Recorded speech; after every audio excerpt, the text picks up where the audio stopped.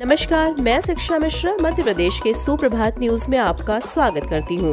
दोस्तों, मध्य प्रदेश की तमाम फटाफट खबरों को जानने के लिए हमारे चैनल को सब्सक्राइब जरूर करें।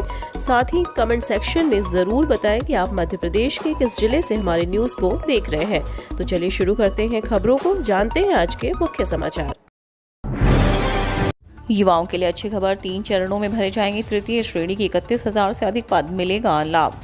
मध्य प्रदेश के युवाओं के लिए बड़ी खबर है। प्रदेश के 1 लाख पदों पर शासकीय भर्ती आयोजित की जाएगी। दरअसल 1.5 साल में 1 लाख शासकीय पदों पर होने वाली भर्ती को लेकर मुख्यमंत्री शिवराज सिंह चौहान द्वारा बड़े ऐलान किए गए थे, जिस पर प्रक्रिया शुरू की गई है।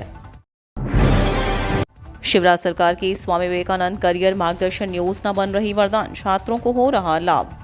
मध्य प्रदेश की शिवराज सरकार युवाओं को रोजगार और उन्हें स्वरोजगार की तरफ प्रेरित करने के उद्देश्य से कई योजनाएं चला रही है। सरकार उच्च शिक्षा प्राप्त कर रहे छात्र छात्राओं के लिए प्रशिक्षण कार्यक्रम भी चला रही है, जिससे स्टूडेंट्स को बहुत लाभ हो रहा है। इन्हीं में से एक है स्वामी विवेकानंद करियर मार्गदर्शन योजना। आत्मनिर्भर मध्य प्रदेश में युवाओं को रोजगार देने के संकल्प के अनुसार उच्च शिक्षा विभाग की स्वामी विवेकानंद करियर मार्गदर्शन योजना में विद्यार्थियों को रोजगार परक शिक्षा और आधुनिक तकनीकों का प्रशिक्षण प्रदान करने में प्रयास किए जा रहे हैं। इसी क्रम में शासकीय पीजी कॉलेज छिंदवाड़ा के बीएससी अंतिम वर्ष के 63 विद्यार्थियों को सिस्को कंपनी द्वारा cyber security, unethical hacking, protection from fake message and fake call का प्रशिक्षण प्रदान किया जा रहा है। विद्यार्थियों को कंपनी द्वारा प्रशिक्षण के बाद सर्टिफिकेट भी दिए जाएंगे।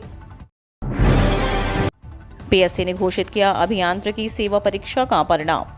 मध्य प्रदेश लोक सेवा आयोग ने राज्य अभियांत्रिक सेवा परीक्षा 2020 का अंतिम परिणाम और चयन सूची शुक्रवार शाम को जारी कर दी। पीएससी ने अभियांत्रिकी सेवा का विज्ञापन दिसंबर 2020 में जारी किया था। शासन के 4 विभागों के लिए कुल 72 इंजीनियर के पदों के लिए यह चयन प्रक्रिया हुई थी। पीएससी ने फिलहाल 13% पदों को रोककर 87% पद के लिए ही परिणाम घोषित किया है। जबलपुर के करीब 60% बिजली उपभोक्ता ले रहे 7.5 करोड़ रुपए की सब्सिडी।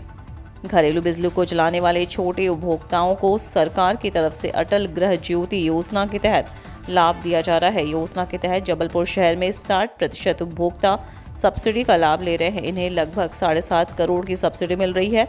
उपभोक्ताओं को बिजली की खपत के अनुसार योजना की छूट मिल जाती है।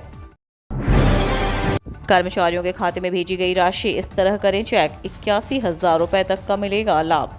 देश के लाखों निजी और सरकारी कर्मचारियों के लिए अच्छी खबर है। दरअसल पीएफ खाते की ब्याज का पैसा लगातार कर्मचारियों के खाते में जमा किया जा रहा है। कर्मचारियों द्वारा भविष्य निधि की 2021-22 के ब्याज की प्रक्रिया ईश्वर से शुरू हुई है। हालांकि लाभार्थियों के खाते में ब्याज की राशि जारी है। 7 करोड़ लाभार्थियों को इसका लाभ मिलेगा। हालांकि अभी तक कई लाभार्थियों के खाते में ब्याज की राशि नहीं पहुंची है, जिसके बाद ईपीएफओ द्वारा ही आश्वासन दिया गया है। वायु प्रदूषण रोकने के लिए निगम का सराहनीय कदम, सरकारी अलाव में नहीं होगा लकड़ी का इस्तेमाल।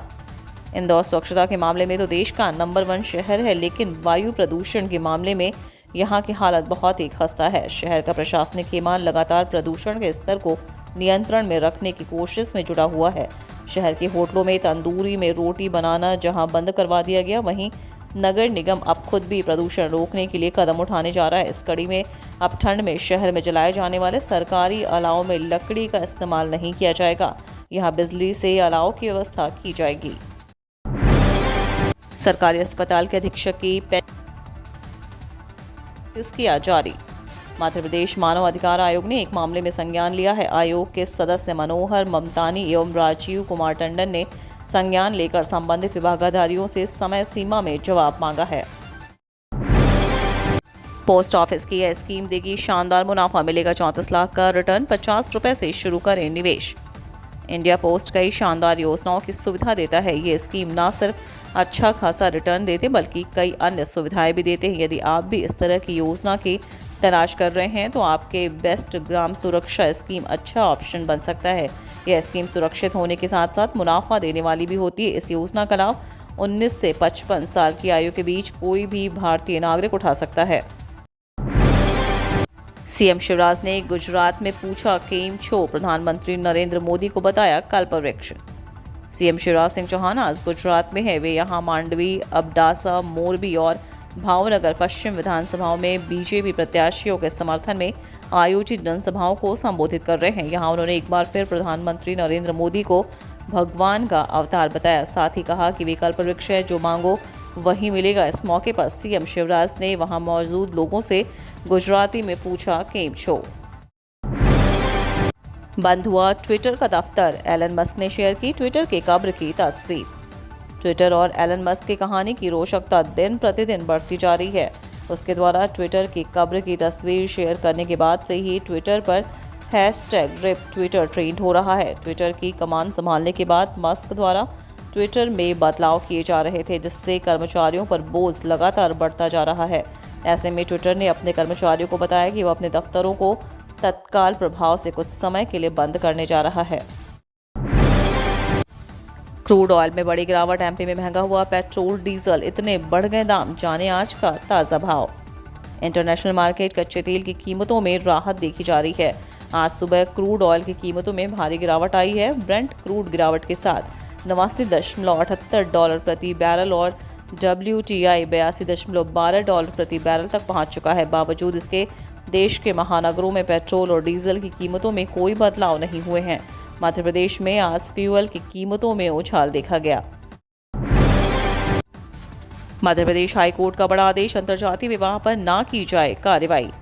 मध्य प्रदेश हाईकोर्ट ने अंतर्जातीय विवाह पर सुनवाई करते हुए बड़ा आदेश दिया है। हाईकोर्ट ने 8 याचिकाओं पर सुरक्षित रखे अंतरिम आदेश को जारी करते हुए कहा कि अगर व्यक्ति अपनी मर्जी से अंतर्जातीय विवाह कर रहा है तो उस पर किसी भी तरह की कार्रवाई नहीं की जाएगी। हाईकोर्ट ने यह अंतरिम आदेश मध्य प्रदेश धर्म स्वतंत्रता एक्ट 2021 पर दिया है। मध्य प्रदेश हाईकोर्ट में ओबीसी आरक्षण संबंधी 61 याचिकाओं की सुनवाई फिर टली। हाईकोर्ट के प्रशासनिक न्यायाधीश शील नागू की अनुपस्थिति के कारण अन्य पिछड़ा वर्ग आरक्षण संबंधी 61 याचिकाओं की सुनवाई नहीं हो पाएगी।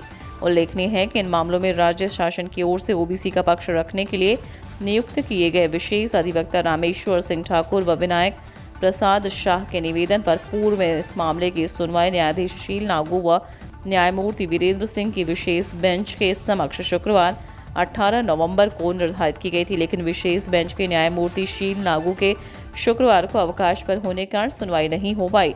विशेष अधिवक्ता द्वय ने यह जानकारी दी। क्वारंटाइन बाड़े में रह रहे तीसरे नर चीते को बड़े बाड़े में छोड़ा।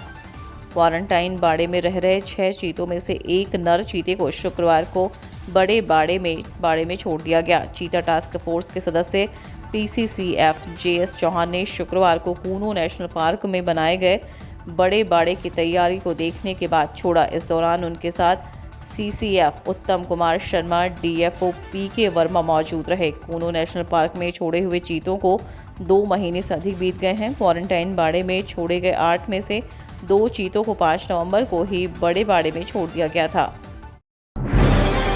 सर्द हवाओं से प्रदेश में बड़ी सिहरन, नौगांव में पारा 8 डिग्री पर।